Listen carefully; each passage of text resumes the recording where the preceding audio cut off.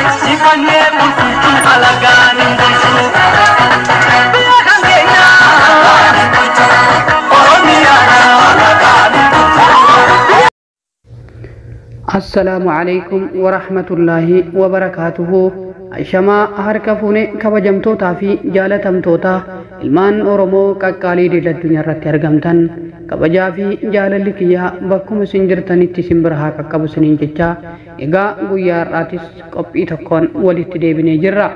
Egaa Itoophiyaan liqii biyyoota addunyaa irraa fudhataa jirtuun hedduu akka dabalaa jiru odeeffannoo akka armaan gadiitti kan isinii dhiyeessu ta'a. Ani qopheessaan qophichaa Amiin Awwalii hanga dhuma qophii kiyyaatti turtii gaarii. Liqiin Itoophiyaa irraa mootummoota addunyaa fi dhaabbilee liqii kennan irraa fudhatee yeroo jalqabaatiif kan doolaara biliyoona tokko caalee bara 1981tti ture. Ammaan tana ammoo haalan dabalaa jiraachuu maddeen ni mul'isu. Ragaan baankii addunyaa akka agarsiisutti sirni dargii aangorraa yeroo kufu liqiin biyyatti irra jiru doolaara biliyoona 9 ture. Bara 2006tti ammoo liqiin kun gadi bu'uun doolaara biliyoona 2.2 gahee ture. Haa ta'u malee bara 2018 wayita ministeerri muummee Abiyyi aangootti dhufan liqiin biyya irratti ture doolaara biliyoona 28 gaheera jedha baankiin addunyaa. Ammaan tana ammoo liqiin biyyatti irra jiru kan dhaabbilee biyya keessaa fi alarraa liqeeffatame biliyoona 56.6 gahuusaa gabaasni himu ministeera maallaqa Itoophiyaa irraa bahaa jira. Mootummaan Itoophiyaa dabalaa dhufu liqii kanaa hubachuun baajata biyyattii bara dhufuu keessatti liqii deebisuu waan dursa kennuuf akka ta'e ibsee jira. Liqiin biyyatti irra jiru walakkaa oomisha waliigala ishee ta'uu isaa hordofes liqii kana ilaalchisee dhaabbilee maallaqa wajjin mariin gaggeeffamutti jira.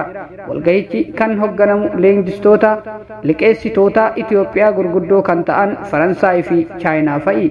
Mariin haala liqii Itoophiyaa fooyyessuu loon reektiringi irratti erga eegalee bubbulus sababa waraana kaaba Itoophiyaan gidduutti harkifateera jedhu. Dhaabbileen akka fandii maallaqa idil addunyaa fi baankii addunyaa Chaayinaa fi biyyoonni liqii kennan kan biroos liqii Itoophiyaa, Chaadii fi Zaambiyaa irra jiruuf ilaalcha akka godhan gaafachaa jiru.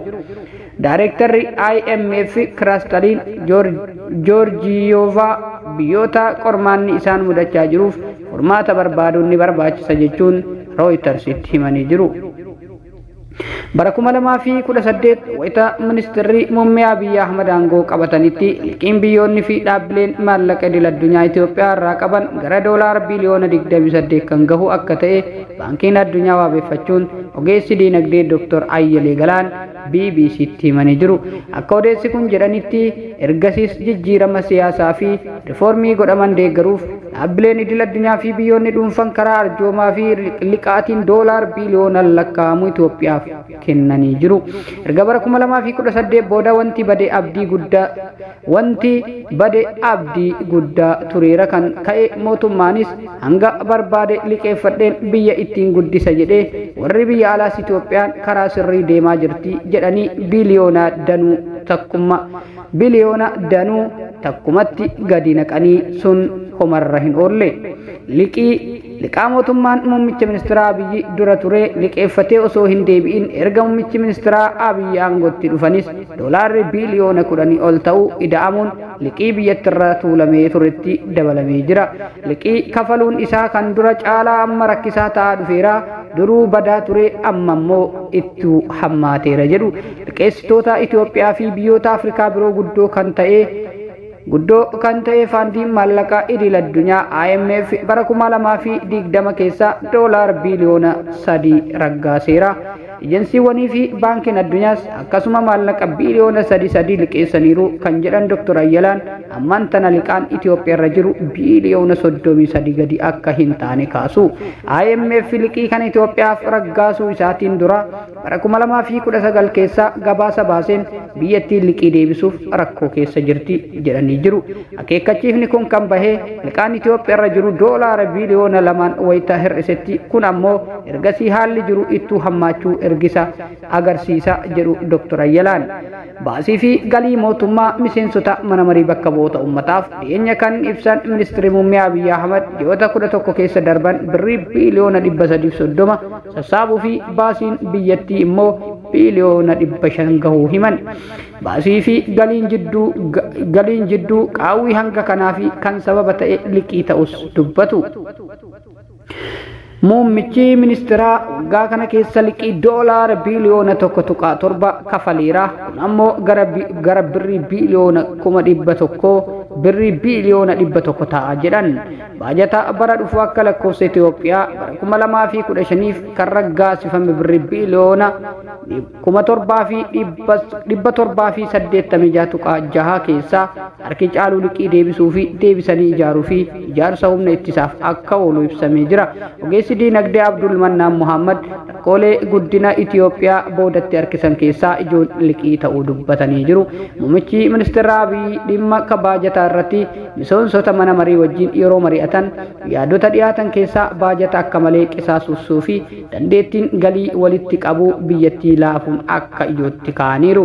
Godinaalee diinagdeen Itoophiyaa akka lakkoofsa Itoophiyaa bara 2011 haga 2013 bara 2013 gidduu galmeessite 7.1 karooraan gadi jedhe. Liqii Itoophiyaan fudhatte keessaa dhibbentaan 97 liqii yeroo dheeraa long termii fi liqii uummataa public and publicly guaranteed akka ta'e Dr. Ayyalaan ni dubbatu. Liqiin yeroo dheeraa kan agarsiisu kafaltiin isaa waggoota 30-50 keessatti kan raawwatamu ta'uu isaati. Kana jechuun liqii kana deebisuun yaaddoo mootummaa liqichaa fudhatee hin ta'u jedhu. Public and publicly guaranteed kan jedhamu ammoo yeroo liqaan kun itti kafalamu gahutti deebisuuf gaafatamaa kan qabu uummata Itoophiyaa sanumamoo dhaloota amma jiru hin ta'u jechuudha jedhu.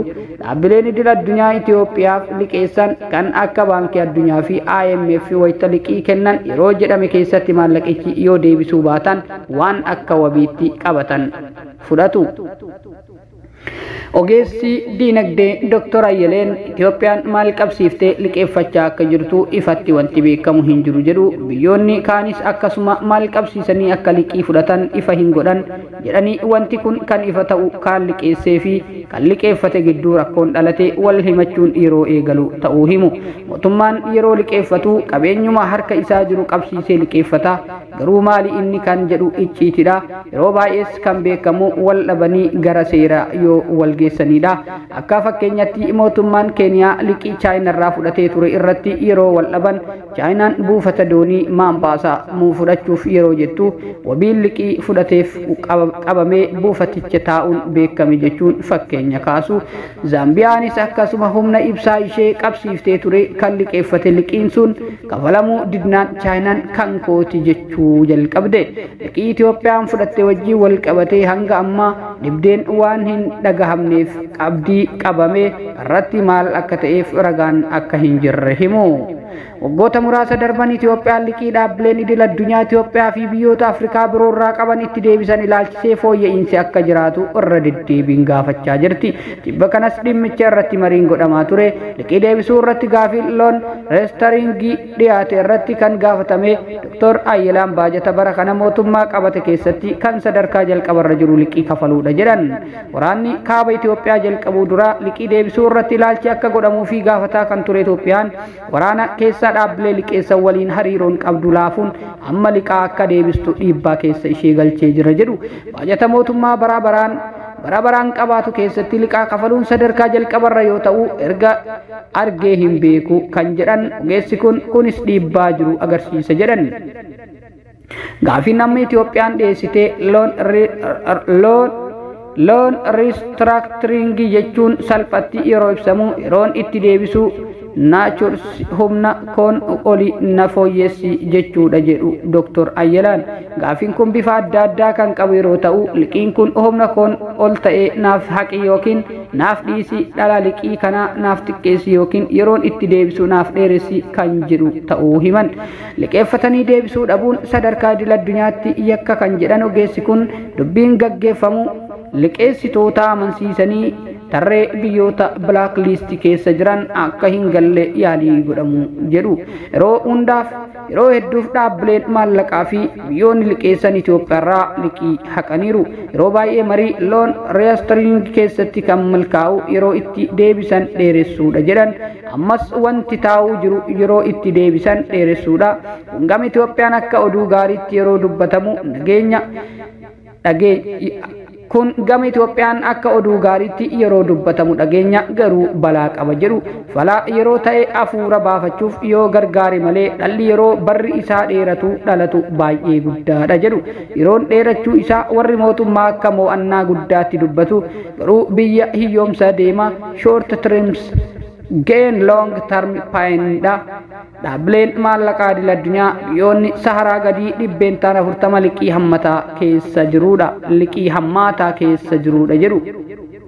IMF gabaasa bara 2018 baaseen lakkoofsi biyyoota Afrikaa liqii kafaluu dadhabanii dachaan dabaluu ibseera. Mootummoota Afrikaa keessaa 20 kan ta'an liqii Chaayinaan irraa qabdu itti cimee jira. Biyyoota Afrikaa hedduu keessatti bu'uuraalee misoomaa gurguddaa ijaaraa kan jirtu Chaayinaan dhaabbilee maallaqaa akka baankii addunyaatti aanee liqeessitu guddoo biyyoota Afrikaati. Liqaan guddaan Chaayinaa irraa gara biyyoota Afrikaa kan dhufu gama ijaarsa daandii konkolaataa kan baaburaa buufata doonii fa'iin bara 2015tti gabaasa John Hopkins University baaseen biyyoonni 17 liqii Chaayinaan irraa qabdu sadarkaa kafaluu hin dandeenye irra gahaniiru jedhee ture. Biyyoota kana keessaa Jabuutii, Congo Republic, Zaambiyaan ni argamu. Akka fakkeenyatti liqii Jabuutii irra jiru keessaa 70% kan Chaayinaadha. Bara 2017tti ammoo Eertiraa, Suudaan Kibbaa, Zimbaabuwee fi Chaad fa'aatti dabalamanii jiru. Daandii qilleensa Zimbaabuwee liqii Afrikaa Kibbaaf deebisuu qabu waan hin deebifneef hojjettoota isaa walakkaa ol ari'achuuf dirqameera. Gaa kabajamtootaa fi jaalatamtoota qophiin har'aaf qabadhee dhihaadhee kana fakkaata. Hanga qophii birootiin walitti deebinutti turtii gaarii.